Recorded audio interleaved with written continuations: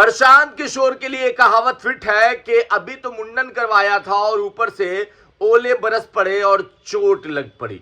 देखिए, प्रशांत किशोर के सभा में बेलागंज में धनाधन कुर्सियां चली हैं, इतनी कुर्सियां टूटी हैं कि गिनते गिनते थक जाएंगे प्रशांत किशोर कि एक जो कुर्सी का पौवा है वो किस कुर्सी का है, मामला क्या है, पूरी बात हम आपको बताएंगे। आप देख रहे द इंटरव्यू इंडिया, मेरा नाम हमजा है।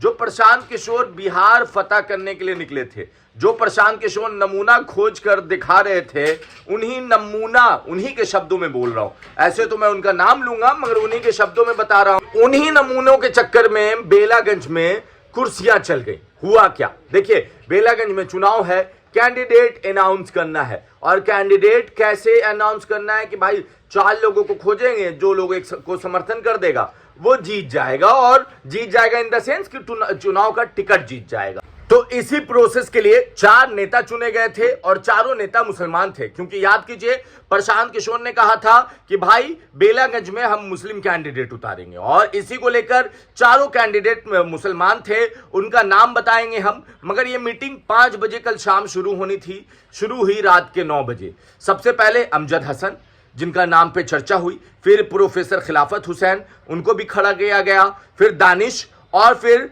सरफराज मुखिया। ये 4 लोग वहां पे कैंडिडेट थे और चारों के समर्थक मौजूद थे। और प्रशांत किशोर के भाषा में कहा जाए तो चारों नमूने मौजूद थे, क्योंकि प्रशांत किशोर ने 2 अक्टूबर को कहा है भाई स्टेज पे से देखिए एक नमूना लेके आए हैं, बाकी आप ही के इलाके से नमूना निकाल के लाएंगे और रखेंगे आपके सामने। उसके बाद क्या होता है, अमजद हसन के समर्थन के लिए पहले नाम लिया जाता है, कुछ लोग तो करते हैं, फिर उसमें से सरफराज और उसके बाद दानिश, जो सरफराज हसन और दानिश मुखिया हैं, वो अमजद हसन का समर्थन करने से धीरे धीरे इनकार कर देते हैं। मामला यहां से बढ़ता है, समझिए, और उसके बाद कुर्सियां चलने लगती है। और वो वाला लाइन हम आपको कहते हैं कि प्रशांत किशोर फिर कंफ्यूजिया जाते हैं कि कुर्सियां कितनी थी, कितनी चली और कितनी टूटी, और जो टूटी तो उसका पौवा, कौन से कुर्सी का कौन सा पौवा है, प्रशांत किशोर का देख के माथा चक्कर आ गया और प्रशांत किशोर बीच मीटिंग को छोड़कर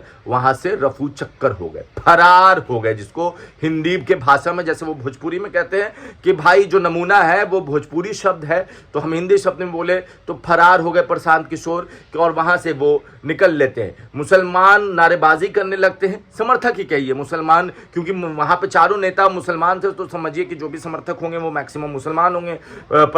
बेलागंज की मीटिंग में प्रशांत किशोर के खिलाफ नारेबाजी होने लगती है, वहां के कैंडिडेट के खिलाफ नारेबाजी होने लगती है और माहौल बिगड़ने लगता है। और माहौल बिगड़ता देख के वहां से प्रशांत किशोर रफू चक्कर हो जाते हैं। अब सवाल ऐसा होगा आने वाले वक्त में कि क्या कभी बिहार में कुछ ऐसी माहौल ऊपर नीचे होगा और प्रशांत किशोर सरकार में होंगे तो बिहार को छोड़कर रफू चक्कर हो जाएंगे, या चुनाव में उनको अच्छा वोट नहीं मिला, उनकी पार्टी नहीं जीती 25 में, तो क्या बिहार को छोड़कर रफू चक्कर हो जाएंगे प्रशांत किशोर? क्योंकि सवाल उठता है, 14 में दिल्ली छोड़कर रफू चक्कर हो गए, दिल्ली छोड़कर इन द सेंस कि मोदी जी को छोड़कर, 15 में बिहार है, नीतीश जी के साथ काम किया, फिर रफू चक्कर हो गए, फिर उसके बाद 20 में बंगाल गए, ममता दीदी के साथ काम किया, फिर वहां से रफू चक्कर हो गए, तो क्या बिहार को भी छोड़कर रफू चक्कर हो जाएंगे? ये सवाल है। उसके बाद फिर आइए आगे की बात हम आपको बताते हैं।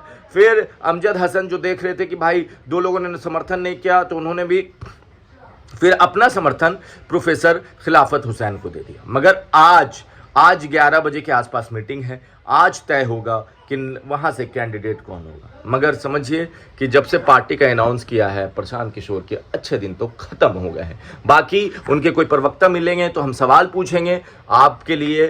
कोई सवाल है तो नीचे कमेंट बॉक्स में कमेंट कर दें, ज़्यादा से ज़्यादा वीडियो को शेयर करें। धन्यवाद।